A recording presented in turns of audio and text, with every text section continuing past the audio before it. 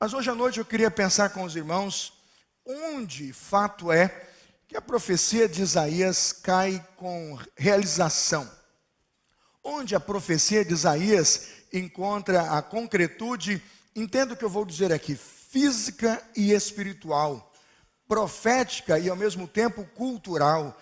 Veja que ela se realiza de forma social e espiritual ao mesmo tempo. E na verdade não é um deserto geográfico, não é uma localização no mapa, não é um lugar onde você vai e então encontra o seu deserto, ou um lugar onde você vai no deserto e vai ser tentado pelo inimigo ali as suas últimas forças. Veja, eu quero agora narrar o momento da história em que Deus levanta um homem chamado João Batista para mostrar quando o evangelho transforma a realidade do nosso deserto espiritual. Lucas capítulo 3, versículos de 1 até 18. Se o irmão já tem nas mãos, diga amém. Se não achou, vai achar. Lucas 3, versos de 1 a 18. É um texto bíblico do Novo Testamento, onde é apresentado a voz que clama no deserto, onde João Batista traz de novo as profecias de Isaías e anuncia ao povo que Cristo vem para cumprir aquelas profecias. Lucas 3, de 1 a 18. Agora, se o irmão achou, diga-me amém. Já são os muitos que vamos acompanhar a leitura da palavra de Deus. Vamos juntos? Acompanhe. No 15º ano do reinado de Tibério César, quando Pôncio Pilatos era governador da Judeia, Herodes, tetrarca da Galileia, e seu irmão Filipe, tetrarca da Itureia e Traconites, e Lisânias, tetrarca de Abilene, Anás e Caifás exerciam o sumo sacerdócio. Foi nesse ano que veio a palavra do Senhor a João, filho de Zacarias, no deserto. Ele percorreu toda a região próxima ao Jordão, pregando um batismo de arrependimento para o perdão dos pecados. Como está escrito no livro das palavras do profeta, vamos ler todos juntos? Voz do que clama no deserto. Prepare o caminho para o Senhor, façam veredas retas para Ele. Todo vale será aterrado e todas as montanhas e colinas niveladas. As estradas tortuosas serão endireitadas, os caminhos acidentados aplanados e toda a humanidade verá a salvação de Deus. Me acompanhe agora. João dizia às multidões que saíam para serem batizadas por ele: raça de víboras, quem deu a vocês a ideia de fugir da ira que se aproxima? Deem frutos que mostrem o arrependimento, e não comecem a dizer a si mesmos: Abraão é nosso pai. Pois eu digo que destas pedras Deus pode fazer surgir filhos a Abraão. O machado já está posto à raiz das árvores, e toda árvore que não der bom fruto será cortada e lançada no fogo. O que devemos fazer então?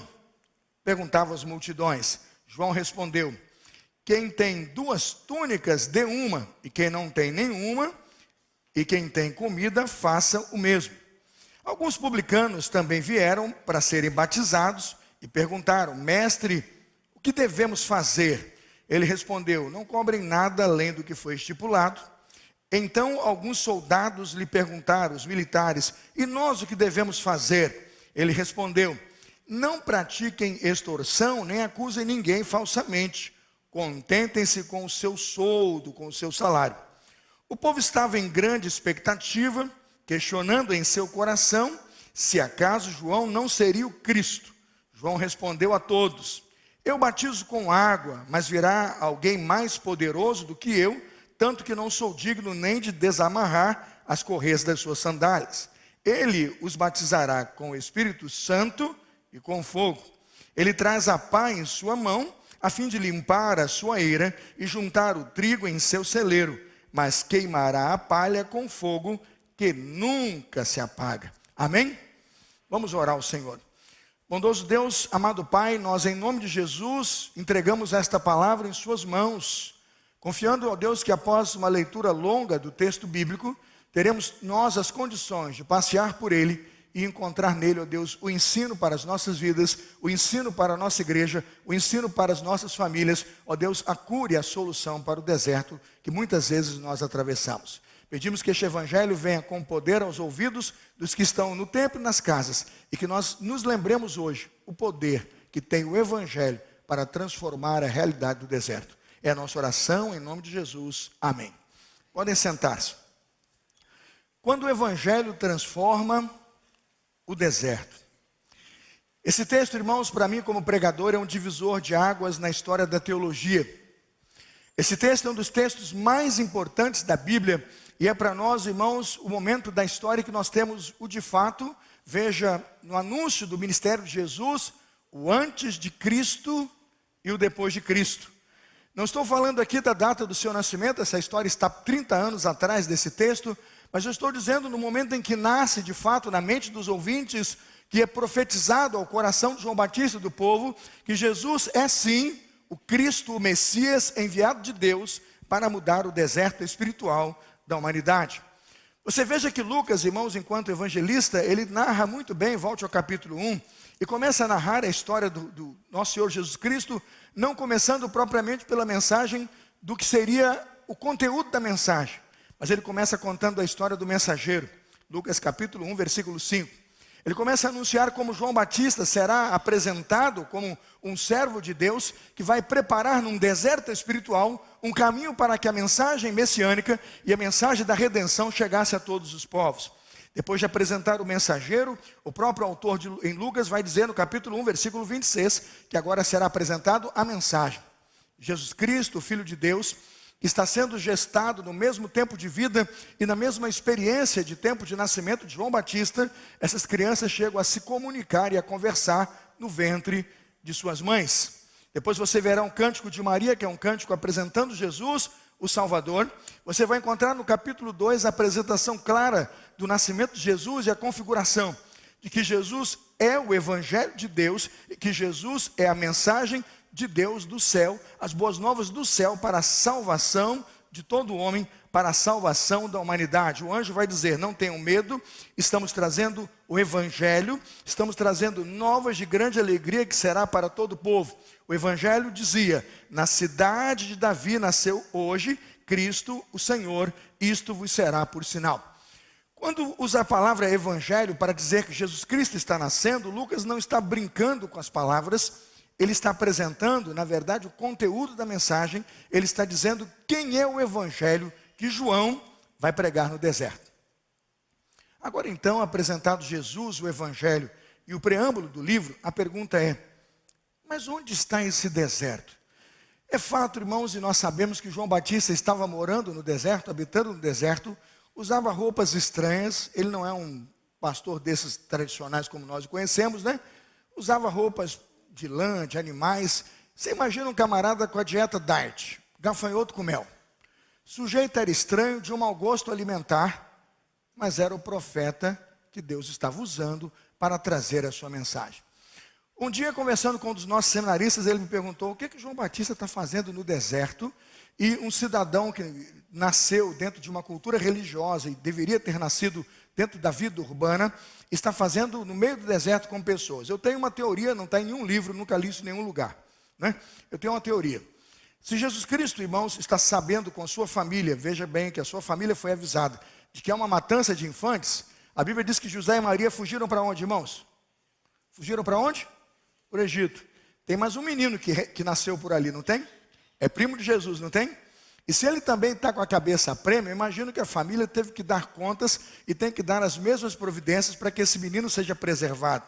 Essa cultura de preservar meninos das mãos de reis opressores é uma cultura que está nas mãos do povo de Deus há muito tempo. Quando souberam que iam matar os meninos do Egito, né, o que fez lá a nossa mãe de Moisés? Coloca o menino aonde? Num cesto, protege e envia. Você não vai acreditar, irmãos, que os pais de João Batista também providenciaram um tipo de refúgio. Entende? Um tipo de lugar para proteção.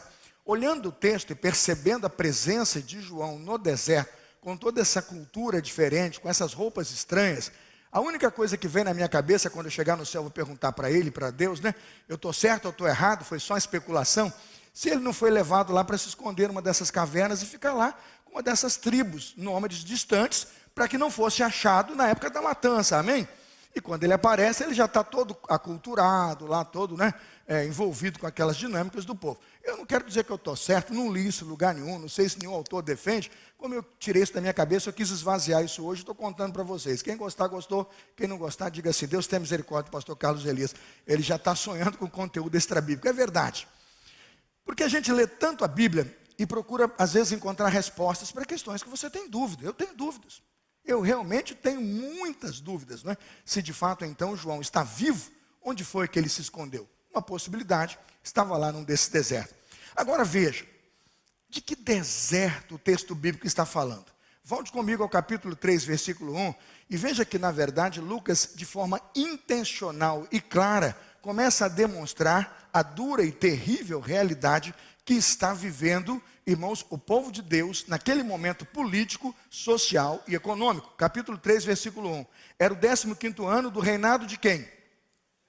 Tibério César. Veja, Pôncio Pilatos é governador da onde? Governa. O que um romano está fazendo governando a Judéia? Já se perguntou? Herodes, o tetrarca. Você não tem mais um camarada governando tudo. Você tem 4 pessoas que dividiram o reino em 4 partes, por isso tetrarca, e estão governando 4 parcelas do lugar. Tem noção de como é que esse povo era dividido? Vocês entenderam? Esse era um poder unido. Agora, quando você tem não um rei, mas um tetrarca, esse sujeito governa a 4ª parte de um poder. Quando eu começo a olhar tudo isso, eu começo a entender que esses nomes não estão aqui por acaso. Que Lucas não está brincando ou nos contando uma história que vem da sua cabeça, mas ele está apresentando o estado de deserto espiritual no qual o povo está mergulhado.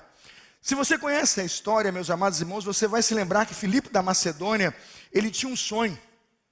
Filipe da Macedônia, ele queria helenizar o mundo até então conhecido e tornar o mundo com a cultura dos gregos, e levar o mundo helenista e os gregos para o mundo. Seu filho, conhecido como Alexandre Magno, ou Alexandre o Grande, começa a reinar com 20 anos de idade, e reina, irmãos, estendendo o reino dos gregos, irmãos, de forma espantosa. Esse moço morre jovem, eu considero jovem, porque ele morre aos 33 anos, e o seu reino foi dividido, entenda, em 4 partes, e colocado por 4 generais que decidiram comandar o mundo até então conhecido por Alexandre o Grande. Nesse momento que o reino dele é dividido, o que acontece? Israel ficou sob o domínio dos Ptolomeus. Os Ptolomeus e Seleucidas estão governando o mundo, na verdade, ou parte daquele mundo naquele momento, que o reino está dividido em 4 etapas, mas eles estão governando, os Ptolomeus, Israel. Naquele momento o templo do Senhor foi profanado, o governo de Antíoco Epifânio, para humilhar o povo de Deus, sacrifica uma porca, uma porca no altar do templo. Aquilo provoca, irmãos, no meio da comunidade judaica um horror, uma guerra, uma divisão de opiniões. E nós temos a chamada Revolução dos Macabeus. Matatias, e seus filhos se rebelaram contra aquela profanação. E Judas, então Judas Macabeu, vai ser o grande herói daquela peleja, que vai livrar o povo de Deus naquele tempo e vai governar através da família dos Asmoneus. Estamos no ano 63 a.C. e Pompeu então conquista Jerusalém e os romanos passam a dominar quem? Israel. Depois disso então Antíparte da família edomita foi nomeado rei de Israel. Depois de sua morte o seu filho Herodes quem? O Grande, assume o reinado no seu lugar, e quando João Batista e Jesus nascem, é este o rei, o grande Herodes, que manda o quê? Magos procurarem Jesus, e depois então decreta a matança de meninos inocentes. Eu não sei se você está percebendo, mas não há um tempo de política de paz, não há um tempo de serenidade no meio do povo. O que você tem o tempo todo é o povo de Deus sendo perseguido, veja, amassado, de alguma forma até destruído pelo poder político. Lucas está comprometido, irmãos, em oferecer, quando nos dá o Evangelho, uma exposição clara, porque esses 7 personagens que estão aqui mostram o absoluto estado de miséria espiritual no qual o mundo está mergulhado. O Império Romano, irmãos, é um império que nos faz envergonhar. com suas orgias, não é? Com seus imperadores. A história nos diz que a maioria de seus imperadores tinham práticas de imoralidade sexual que envolviam quer seja a homossexualidade, até todo tipo de perversão sexual que você imaginar. Quando a história relata tudo isso, e Lucas insiste o tempo todo em colocar o nome dessa gente espúria e dos pecados dessa gente, para que nós pudéssemos conhecer no texto, o que ele está dizendo? Ele está dizendo que, na verdade, esses líderes políticos são o sólido retrato de que o mundo está em crise espiritual, de que o mundo está em decadência espiritual, que o mundo está caminhando cada dia mais para o fosso, né? Para o pecado, para viver e existir diante do Senhor. E naquele momento então ele começa a mostrar que vai se levantar um profeta trazendo no deserto uma mensagem diferente, uma mensagem de salvação, uma mensagem que teria o poder de modificar aquela dura e triste realidade. Ao citar esses 7 nomes, ele também chega, na minha percepção, a 2 nomes que são muito interessantes. Ele vai colocar isso, né? 2 nomes que são muito interessantes. O nome dos 2 homens que estão dominando o tempo da religião. Capítulo 3, versículo de número 2. Veja 3:2. Anás e Caifás exerciam o sumo sacerdócio. Pense comigo, meus irmãos, o que Anás e Caifás estão fazendo, dominando neste momento o mundo religioso. O texto nos diz que na lei de Deus, somente um sumo sacerdote era permitido. O livro sagrado e o livro da lei de Deus dizia que para ser orientador do povo de Deus e o sumo sacerdote diante de Deus e do culto, apenas um era consagrado e reconhecido. Ele deveria ser da linhagem sacerdotal e deveria dar cabo disso, sendo consagrado da linhagem sacerdotal como sacerdote do povo de Deus. Quando Lucas diz que nós temos 2 sumos sacerdotes, volte capítulo 3, versículo 2, Anás e Caifás exerciam, ele diz, o sumo sacerdócio. O que ele está dizendo? Que nós temos uma corrupção religiosa. Nós estamos vivendo um momento em que a palavra de Deus não está sendo o quê? Observada. Não são 2, só um. Se eu perguntasse hoje para você aqui, quantos sumos sacerdotes e quantos mediadores há entre Deus e o homem? Hoje, no Novo Testamento, quem é o mediador entre Deus e os homens? Quem é? É disso que se trata. Se nós temos uma religião cujo sacerdócio é Jesus, e só um mediador pode ser a porta de acesso a esse Deus, e esta porta na nossa igreja está definida, Jesus Cristo, o que Lucas está dizendo no capítulo 3, versículo 2, é que o mundo religioso também está vivendo um flagrante desastre espiritual, que a religião está dividida, que ela já não mais obedece os preceitos do Senhor. Veja que Anás, ele foi sumo sacerdote entre o ano 7 e 14 depois de Cristo. O texto nos diz que ele foi deposto pelo governador romano chamado Grato. Quando ele então sai, Caifás vai assumir o sumo sacerdote como um reinante. Mas ele, na verdade, é um farsante, ele não é da linhagem real. Ele era genro, acredite, de Anás, mas ele assume pelo poder político e pela indicação política. O que aconteceu? O mundo religioso abraçou quem como sacerdote? Anás, o da tradição sacerdotal. E o mundo político seguia quem? Caifás. Aí veja bem que política e religião se misturaram dentro da igreja. Você cria, e o poder político cria uma figura religiosa que se sobrepõe ao sistema de culto, à religião do povo. Ele confunde a cabeça das pessoas. E as pessoas não sabiam se seguiam ora Anás ou ora Caifás. Na verdade, um era sacerdote de fato e o outro era de direito. E com aquele movimento, o mundo espiritual se confundiu. Veja que estava tão confuso a ação, que o sacerdote é Caifás, mas que quando Jesus é levado preso, quem que recebe primeiro Jesus? Anás. Anás é quem recebeu, está em João 18, 13. Anás foi quem recebeu Jesus e conversou com ele. Havia realmente uma ruptura política religiosa, mostrando o fracasso do sistema religioso naquele tempo. A decadência de Israel havia, pois, então, o quê? Avançado toda a realidade. O coração das pessoas estava dividido. O povo de Deus estava num deserto. Os políticos eram um desastre. Pensar em todos esses 4 Herodes que o texto coloca, são 4 grandes reis Herodes que estão como tetrarca de Israel. O pior deles aí é Arquelau. E vejo Herodes, por exemplo, um rei extremamente corrupto, que quando se casa com uma das mulheres da nobreza chamada Mariana, irmãos, Herodes era tão louco e tão pervertido politicamente, que ao se casar com a Mariana, ele manda matar todos os parentes dela que têm títulos de nobreza. Qual era o medo dele? Perder o trono. Se aqueles homens fossem promovidos ou se destacassem mais do que ele, então Herodes disse, para não perder o trono, o que ele fez? Mandou matar.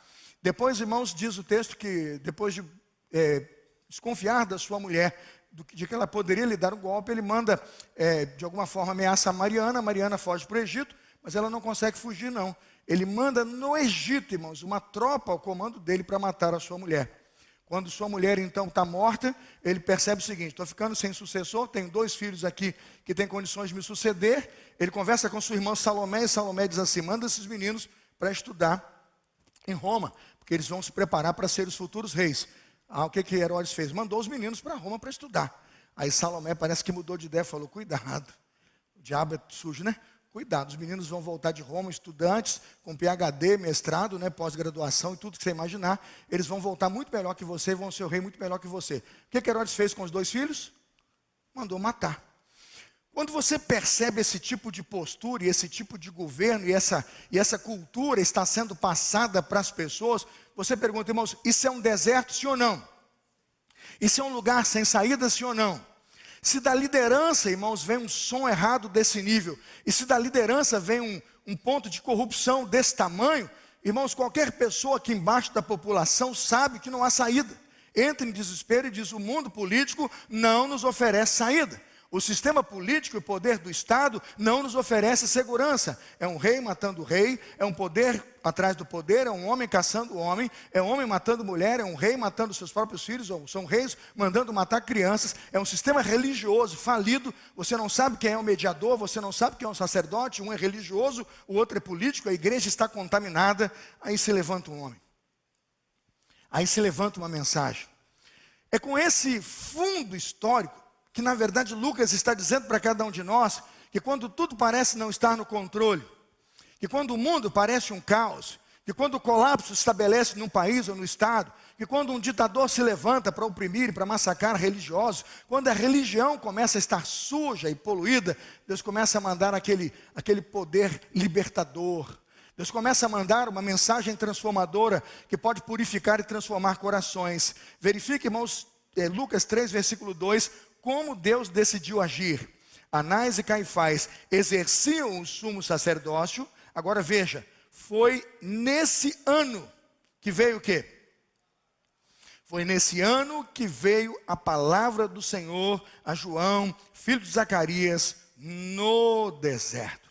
A primeira lição desse sermão, e ela deve ser guardada com esse fundo histórico terrível de um deserto espiritual, religioso e político massacrante, de que Deus sempre envia a sua palavra no deserto. Vamos repetir? Deus sempre envia a sua palavra no deserto. Continue orando e continue crendo que Deus sempre vai levantar os seus profetas.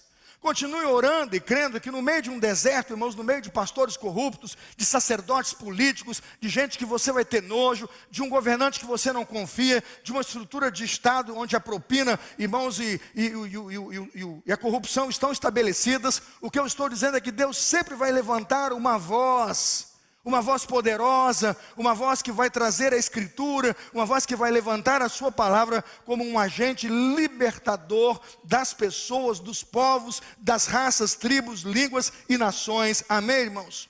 400 anos estavam no silêncio profético. 400 anos não havia um profeta de Deus. Desde que o último profeta Malaquias havia falado, haviam 400 anos de absoluto silêncio e de toda essa desestrutura, de toda essa desintegração social, religiosa e política. Mas Deus trouxe a sua palavra no deserto. Os liberais saduceus estavam dominando o templo. Os hipócritas fariseus estavam colocando fardos pesados sobre as pessoas que não mereciam esses fardos. A religião não suportava esse fardo e nem precisava dele, mas os hipócritas dos fariseus faziam isso com as pessoas. A cobrança de impostos, irmãos, era abusiva e insuportável. Havia extorsão de todos os soldados e de todo o sistema de cobrança de impostos do Império Romano. O povo sofria nas mãos dos publicanos. O povo odiava publicano, por isso a presença de Jesus e a conversa de Jesus com Zaqueu é alguma coisa que o povo não tolera, porque o povo está sofrendo com esse tipo de poder e com esse tipo de desgaste. Mas a palavra de Jesus Cristo, irmãos, colocada agora na boca de João, como um profeta de Deus, o evangelho de Isaías, eu chamo de evangelho aqui, a mensagem que Isaías nos deu do deserto, é dizendo que Deus sempre levanta os seus profetas para nos trazer uma palavra de bênção. Lucas capítulo 3, versículo 3, nos diz que conteúdo de mensagem João está pregando, que precioso evangelho João está trazendo. E é a mensagem que eu, como pastor, e se eu quiser ser um profeta desse deserto de corrupção política e religiosa, eu tenho que pregar. Lucas 3:3, o texto diz: ele percorreu toda a região próxima ao Jordão, pregava um batismo de arrependimento para o que, irmãos? Perdão dos pecados. O que eu estou dizendo é que a mensagem que vai curar os desertos e que a mensagem que vai mudar a realidade desértica na qual as pessoas estão vivendo continua sendo a mensagem e a palavra de arrependimento. Repita: arrependimento. Não há outra mensagem, não há outra voz profética, não há outro evangelho a ser pregado, não há outra possibilidade de perdão que não seja arrependimento. Nós só vamos receber o perdão de Deus se nós nos arrependemos de nossos pecados. A Bíblia diz: se confessarmos os nossos pecados, Ele é o quê? Fiel e justo. A semente que João estava lançando no deserto, irmãos, era a palavra de Deus. A semente que João pregava no deserto era arrependimento. Isso traria modificação, irmãos, em cada ser humano, em cada pessoa. Isso traria modificação no sistema de culto. Isso traria modificação na vida do sacerdote. Isso faria do pequeno ao mais idoso com que nossa sociedade fosse mudada de cima para baixo, de baixo para cima. Veja o que diz a Escritura, a palavra do Senhor, sobre como João desejava que as pessoas mudassem o deserto no qual estavam mergulhadas. Ele dizia, a palavra de Deus, está escrito, versículo 4: voz do que clama no deserto, prepara o caminho do Senhor. Qual era o sistema de mudança que ele propunha como arrependimento para as pessoas? Ele está dizendo que o nível de vida delas vai mudar. Versículo 5, todo vale será o quê? Aterrado. Todas as montanhas e colinas serão o quê? Niveladas. As estradas tortuosas serão endireitadas, os caminhos acidentados aplanados, e toda a humanidade verá o quê? A salvação de Deus. Diga glória a Deus. Aí você pergunta, para o vale ser aterrado, o que tem que fazer? Tem que fechar o elevado, botar uns guardas ali, né? Botar uns muros brancos, tapume, botar máquina, porque o outeiro tem que ser, né? Aquilo ali tem que ser aplanado, é isso? Não, não é isso não. Eu fico imaginando o poder político aqui, e Natanael, se aproveitando da interpretação hermenêutica equivocada do texto. O cara vai fazer um contrato com a OSE e com a Odebrecht para ganhar a comissão de corrupção, porque ele vai ter que fazer o deserto modificar. Tem gente que acredita que isso aqui, irmãos, é um plano geográfico. Tem gente que vai tentar levar lá para dentro da nossa estrutura de deserto, empreiteira que modifique a realidade do lugar, vai propor uma nova geografia, vai dizer que a tecnologia vai modificar aquela agricultura, e que tudo ali pode mudar, e que a solução está no plano quê? Político. Mas o que na verdade João está dizendo, e vem do profeta Isaías, é que isto aqui é um ato redentivo de Deus, e que esta realidade é a mudança que Deus está operando em cada ser humano que está vivendo torto, absolutamente torto, por consequência do seu pecado. É o que ele está dizendo: endireitai as suas veredas. Amém, irmãos? Esta é a mensagem da igreja. Nós não estamos tratando, irmãos, com realidades geográficas ou físicas só. O texto nos diz que a geografia estava um desastre, o texto nos diz que a política estava um desastre, o texto nos diz que o governante é um desastre, o texto diz que o sacerdote, o pastor, o líder religioso é um desastre, mas o texto diz que o nosso Deus tem poder de endireitar as nossas vidas, que o nosso Deus tem poder de mudar quem nós somos, que o nosso Deus quer descer aqui e ter um encontro pessoal com o seu povo para dizer: fica no deserto quem quer, porque eu tenho poder de aplanar os caminhos tortuosos.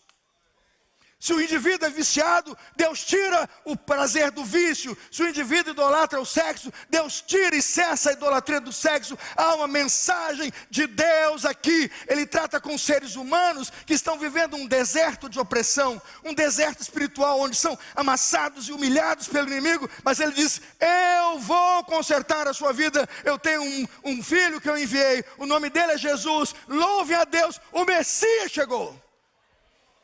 Ao ressuscitar os textos, 400 anos depois da profecia messiânica e da obra redentora de Jesus, ele está dizendo: são pessoas que precisam do Evangelho e elas serão transformadas pelo Evangelho. Abra no deserto um caminho para o Rei da Glória entrar. Amém, irmãos? Primeira lição: quando passamos por um deserto, Deus vai sempre enviar a sua palavra no meio do deserto. Quem crê, diga amém. Segunda lição: o evangelho tem o poder de transformar o deserto. Se Deus enviou João Batista com a palavra de Deus, a palavra era arrependimento e mudança de vida, Deus também nos diz que o evangelho agora tem poder. Quando o pregador prega, quando a mensagem que ele prega é o evangelho, irmãos, ela vai transformar tudo, toda a realidade onde essa palavra for semeada, onde essa palavra for lançada. O evangelho tem o poder de transformar o deserto. O texto diz, Lucas 3:5, as estradas tortuosas serão endireitadas, os caminhos acidentados serão aplanados. Deus se manifestará na vida das pessoas. Deus se manifestará na vida de cada lar, de cada pessoa que aceitar o evangelho e o endireitará. Qualquer menininho da nossa igreja que participa de nossa CBF canta: eu era um menininho torto, minha vida era o quê? Torta, mas Jesus entrou na minha vida. Jesus o quê? Endireitou. Eu nem sei a canção direito, mas eu sei que diz isso, né? É não sei o que torto, não sei o que torto, e torto, e torto, e é torto, torto, torto. Mas quando dizem o nome de Jesus, as crianças ficam assim, Jesus endirei. É isso, irmãos. Qualquer criança que você ensina isso sabe. O que João Batista está dizendo para nós como grande mensagem de Deus é que a podridão que está no homem, Deus tem poder de tirar. Que a miséria que está no coração do homem, Deus tem poder de mudar. João, irmãos, está bravo. O pregadorzinho bravo. João está combatendo a podridão e a hipocrisia daqueles que querem dar profissão de fé na Assembleia Geral da Igreja Batista com hipocrisia. Veja como é que João personalizou e chamou os irmãos da profissão de fé da Igreja Batista do deserto. Ele diz assim, raça de Lucas 3:7. Pastor Felipe, gente, se liga, o negócio é sério. Assembleia PIB Campo Grande, 9h45, Miqueias, 9h45 da manhã, Assembleia, pastor Carlos Elias. Aí está olhando aqui no olho do pessoal que está pedindo aqui, Anselmo, para dar profissão de fé. Aí está vendo aqui, sujeito que não muda. Você fala 70 vezes 7, ele não muda, né? Mente, adultera, prostituição, esse aqui está no narcotráfico, esse aqui é chefe de milícia, cobra imposto, tem de tudo aqui. Mas não é ex, não, ele está ativo. Está entendendo, gente? É isso. Aí João Batista olhou e falou, está chegando aqui para pedir para Deus te livrar? Está chegando aqui para pedir para Deus te consertar? Veja bem, vai consertar se você se arrepender.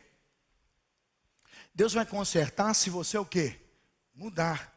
Como ele sabe que não está mudando, e aí é interessante, porque ele vai dizer isso com muita propriedade, diz assim, vocês querem se livrar da ira vindoura? Vocês querem fugir da ira de Deus? Versículo 8, ele chama de raça de víboras, versículo 7, né?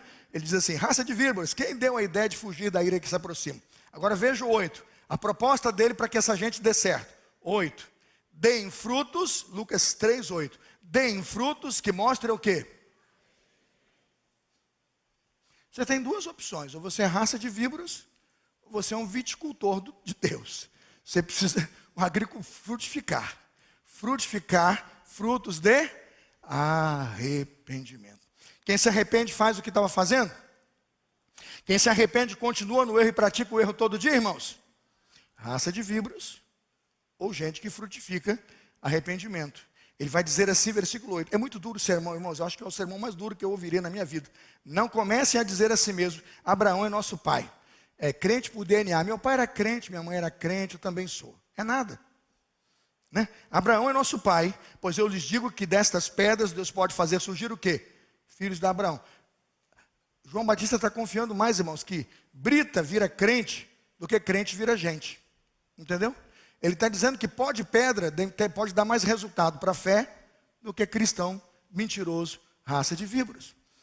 Quando eu ouço uma mensagem como essa, eu pergunto, isso aqui é um deserto ou não é, irmãos?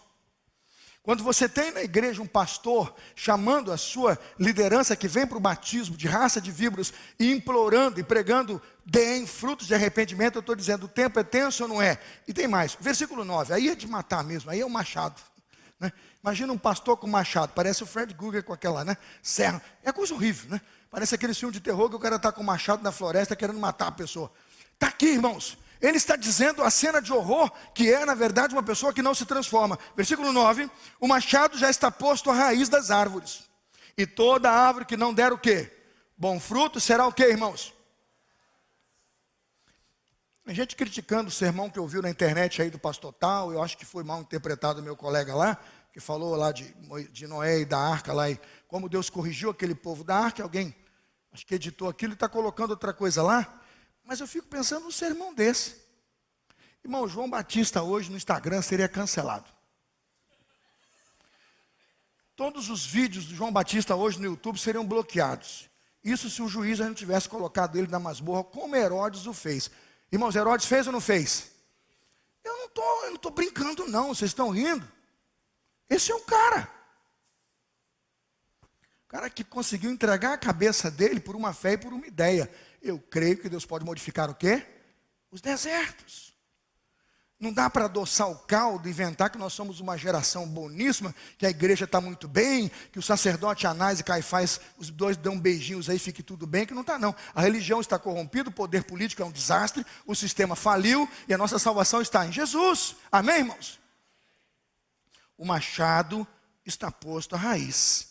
Quem se arrepende vive, quem não se arrepende morre. Porque o salário do pecado é o quê? Não tem outra mensagem, viu você do YouTube? Não tem outra palavra, você que vai ficar aí criticando e vai tentar recortar o sermão, vai ficar inventando um monte de história. O Machado diz que quando posto na raiz nos informa que quem se arrepende vive, quem não se arrepende morre. Porque é a Bíblia que diz, o salário do pecado é o quê? É simples assim. Tenha cuidado com a inutilidade de um arrependimento sem demonstração de frutos. Atenção, tenha cuidado com o seu arrependimento sem demonstração de frutos. Produzir frutos dignos de o quê? Arrependimento. Vamos pensar o que o deserto se modifica quando o arrependimento entra. Vamos pegar agora, pega comigo, abra sua Bíblia, versículo 10, a gente vai para a conclusão. Vamos perceber o poder do Evangelho de modificar o deserto e transformar a nossa história de vida. Deus quer gente nova, Deus quer um povo novo. Deus quer pegar esse deserto que a gente vive e transformar num manancial de águas vivas. As multidões, versículo 10. O que devemos fazer então? Perguntavam o quê? As multidões, responda, versículo 11, leia na tela, igreja. Qual foi a resposta? Quem tem 2 túnicas, reparta com quem não tem nenhuma, e quem tem comida, faça o quê? Quem é que trouxe uma doação hoje à noite, aí quando chegou? Quem é que trouxe? Quem é que trouxe? É isso. Quando você ouviu aquele sermão de manhã, que o pastor Adiel sacudiu hoje a nossa igreja, e sacudiu com vontade, o que eu estou dizendo é que isso modifica o deserto. Quando uma pessoa muda, ela não vive mais para si, ela vive para os outros. Quando ela muda, irmãos, ela não quer só para si, ela tem para distribuir. A prosperidade dela pode ser compartilhada. É isso que muda, irmãos, o deserto. Diga amém. E o João Batista está nos ensinando aqui que multidões e multidões podem ser generosas, podem ser doadoras, quando aquilo que era um deserto, irmãos, é endireitado e consertado em obras de arrependimento e frutos dignos de arrependimento. Amém, irmãos? Multidões. Generosidade é uma evidência do arrependimento. A avareza não se coaduna com o cristianismo, entendeu? Generosidade é uma das maiores evidências do arrependimento. E na verdade sabemos que a avareza nunca vai combinar com o cristianismo e com o evangelho. A generosidade é o primeiro sinal de que o deserto está reflorescendo, de que Deus está abençoando esta vida, de que Deus está transformando essa comunidade. Amém? Isaías 41, o profeta Isaías profetizou: o pobre e o necessitado buscam água, não encontram. Suas línguas estão ressequidas de sede, mas eu, Senhor, lhes responderei: eu, Deus de Israel, não os abandonarei. Isaías 41, 17. O que isso aqui pode ser aplicado? Tem uma multidão de mulheres aqui no bairro com fome. Elas estão com sede. São mulheres que os maridos batem nelas. São mulheres que os maridos estão oprimindo. São mulheres que foram abandonadas pelo marido por causa do adultério. São mulheres que os filhos estão saindo de casa, estão largando dentro do lar e vão ficar na sua velhice ali solitárias e sozinhas. Há um abandono hoje enorme na nossa sociedade. Você imagina que uma irmã da igreja, hoje de manhã foi falado aqui, chamou essa irmã para fazer crochê ou tricô. E veio uma, e veio duas, e veio 3 para a aula à tarde do Ministério Comunitário Cristão. E essa irmã crente começou, enquanto está fazendo ali o tricô, né, com as agulhas, ou o crochê de uma agulha só, ela está olhando para o olhinho daquela irmã e está dizendo: Senhor, faça florescer. Senhor, faça florescer. Senhor, que a sua palavra abençoe essa senhora. Senhor, que a sua palavra abençoe essa vida. É uma irmã de Deus, é um irmão de Deus, trazendo vida aonde, irmãos? No deserto. Multidões vão ouvir quando a igreja do Senhor for essa fonte no deserto. Vamos perguntar para o pessoal da Receita Federal, né? Dá uma olhada no versículo 12. Vamos perguntar para o pessoal que cobra o teu imposto. Vamos ver como é que era a mordida do leão, lá na época, né? Como é que era a mordida do leão? Capítulo 3, versículo 12. Os publicanos vieram para ser batizados. Olha isso, os caras vieram se batizar. É aquela raça de víboros que veio da profissão de fé. Os publicanos vieram para se batizar. Eles perguntaram, versículo 12, mestre o quê? Versículo 12, Lucas 3,12, pode colocar na tela? Lucas 3,12, mestre, o que devemos? Aí veja o verso 13, leia a resposta. 13, ele respondeu? Irmãos, parece pouco, mas é muito. Você pode achar a mudança simples, né? Que você está pedindo o que é muito decente, muito correto, mas é tudo que precisa. Você precisa de um cobrador de impostos honesto. Você precisa de um Estado mais leve, justo com as pessoas e que preserve a renda das pessoas e não usurpe o que é rendimento e o trabalho suado daquelas pessoas. Isso não é de hoje, não. Isso é de ontem.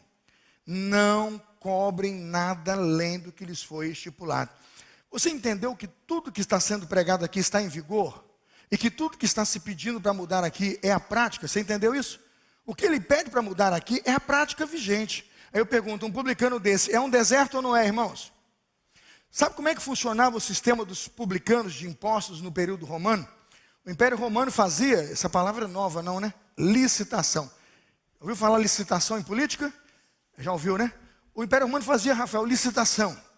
E para ser cobrador de impostos, você mandava lá o seu projeto de cobrança, e como você ia estruturar a cobrança no estado e onde o império era estendido. E então mandava lá, eu, fulano de tal, né, eu, Carlos Elias, eu, Natanael, Davi Ávila, a gente vai cobrar aqui na região de Seropédica, aqui, 5 mil, governador, e vamos dar 5 mil para o senhor e ficar com 500, é a comissão nossa para cobrar o imposto aqui. Aí o que fazia o imperador? Concordava. Então quem era cobrador de imposto lá em Seropédica? Natanael e Davi. Estou brincando, viu? Só que aí o seguinte, quando ele vai fazendo isso, ele faz isso no poder da província, no poder do estado e vai para as cidades. Então o cara que ganha licitação no estado, ele tem condições de cobrar no estado todo? Não. Então o que ele nomeava? Subprefeitura, mais ou menos, já ouviu falar? Aí ele bota ali no bairro, prefeito, subprefeito, isso aqui, ele cria uma estrutura. Porque ele tem que descer lá na parte mais distante e pegar o quê? Imposto. Aí fechava o contrato no estado com 5 mil. Aí o subprefeito tinha que cobrar 2 mil, só que ele cobrava 2 mil, ele cobrava 4, para mandar 2 para o governador e botar 4 no bolso. No consumidor final, o tributo ficava o quê? É por isso que você tem que pagar 5,7 milhões para aprovar uma proposta de reforma tributária, você entendeu? E quem não vai gostar está me ouvindo aí. É muita malandragem.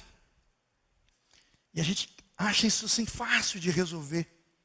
Quando a gente vê um sistema tão corrupto, irmãos, e tão fajuto e tão ruim quanto esse, o que você diz? Quem pode mudar essa realidade? Só Jesus. Quem pode mudar essa realidade? Só o Evangelho de Jesus. Aí o seu guarda, o seu cobrador da Receita Federal diz: o que eu posso fazer? Cobra o que é justo, cobra o que é decente, somente aquilo que for configurado. Porque se tiver propina, não é o quê? De Deus. Se tiver corrupção, não é o quê? De Deus.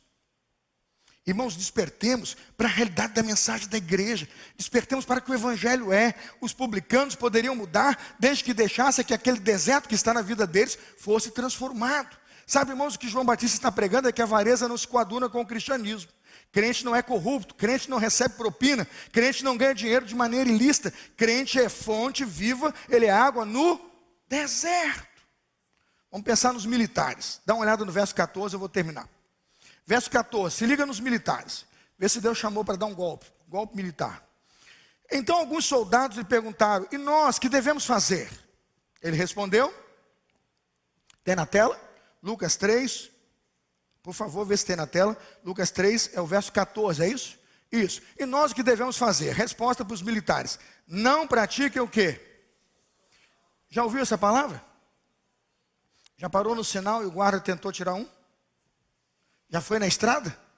Na estrada encostou o carro. Aí ele falou assim: como a sua seta vai queimar amanhã, paga logo hoje. Não dá risada não, não foi com você, né? É difícil, irmãos. Morar num país e viver num lugar onde o deserto tomou conta das pessoas. E eu vejo João Batista pregando com essa ousadia. Aí você pergunta: o que é semear no deserto? É levar o evangelho.